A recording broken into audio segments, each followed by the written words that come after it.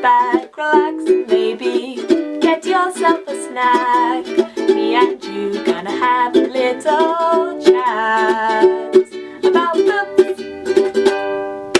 Hey guys, so I am here today to start off my SBFBO reviews for you guys, which I'm very excited to do, and therefore you will be seeing quite a few reviews coming up relatively soon. I'm going to do my best to at least get one a week up. Fingers crossed, wish me luck, we'll see how I get on. But yes, very excited to start reviewing the SBFBO titles for you, and what I'm going to do for my reviews is I'm going to review everything, and then I'm going to, at the end, reveal which was the highest rated and therefore which is my finalist that I am putting forward into SBFBO X. Now, I may have some books which I think are really good, but they maybe just didn't quite make my finalist spot, and I will consider them my semi-finalists, and I will let you guys know at the end which are my semi-finalists and which is my finalist.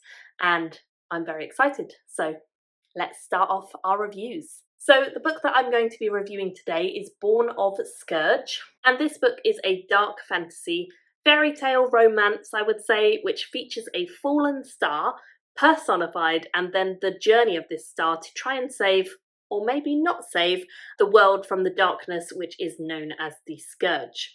Now, when I heard about this book, a queer one with a fallen star, I thought, wow, that's going to be a really fun story. That's going to be something really interesting, and possibly I set my hopes a little bit high because of that.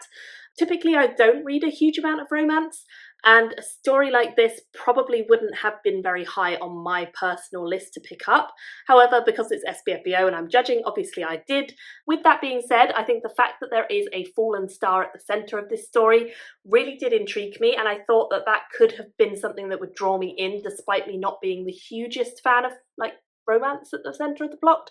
But unfortunately, I think there were a couple of things that weren't my personal taste in this book. And despite reading the whole thing, I ultimately just couldn't really connect to the characters in enough capacity that I felt like I really loved the story. So, as I mentioned, this book focuses on Sol, and Sol is a personified star who has fallen to the ground and been caught by a princess called Celine.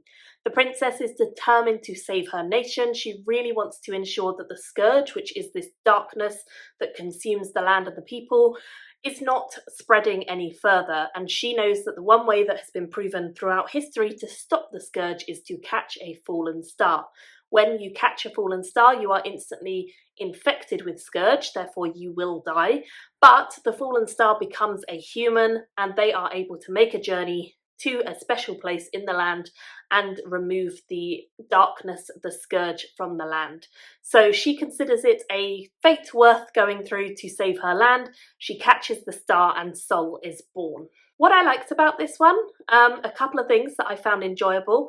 I really liked the idea of personifying a star, and I think that the ability they had and the magic that they had to save the world was a really cool one. I also felt like the relationship that Sol and Celine have is a nice one to see, because it's not a love interest relationship at all. It is a pure friendship that the two of them have. And although I felt like the two of them were a little naive, their friendship together was very pure. There is a queer romance element as well. We see Sol interested in a character who is male, and that is kind of a backstory to the main plot, I would say, but it is there in the background, so it was nice to see that representation. Some things that I kind of struggled with a little bit. I really struggled with connecting with the characters. As I mentioned, I felt like both the main characters, Celine and Sol, were a little bit naive and a little bit not really my personal taste. They just felt a bit young, and I guess for Sol that kind of makes sense because he's reborn newly into this world and it's a whole new adventure for him. But for Celine, she just felt a little bit naive for being the princess of the land, and I didn't feel like I ever truly connected to either of them. There are other characters as well who end up going on the adventure with Sol, the heroes, and again, although they were described, I just personally felt like none of them felt authentic enough for me to really connect with them and enjoy their storylines. It's also interesting to me that on the blurb of the book, Sol is kind of referenced as maybe having this hidden agenda. Maybe he's not come down to the world to be the blessing that everyone thinks he is, and maybe there is a bit more going on.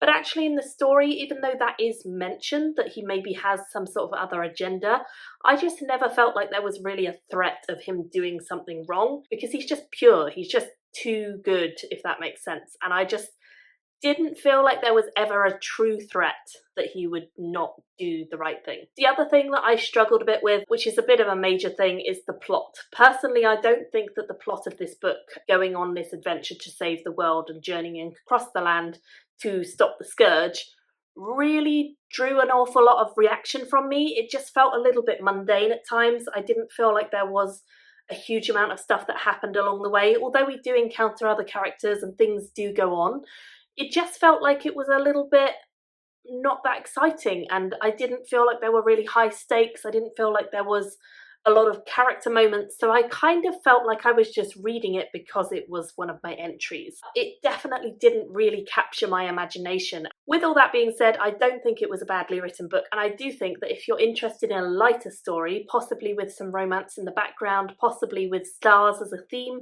then this could work for you. It didn't work that well for me, but that doesn't mean it's not someone else's cup of tea, and I think it's just a classic case of this one wasn't my personal preference. So in the end, I gave it 2.5 stars, which is 5 out of 10 for the SPFBO.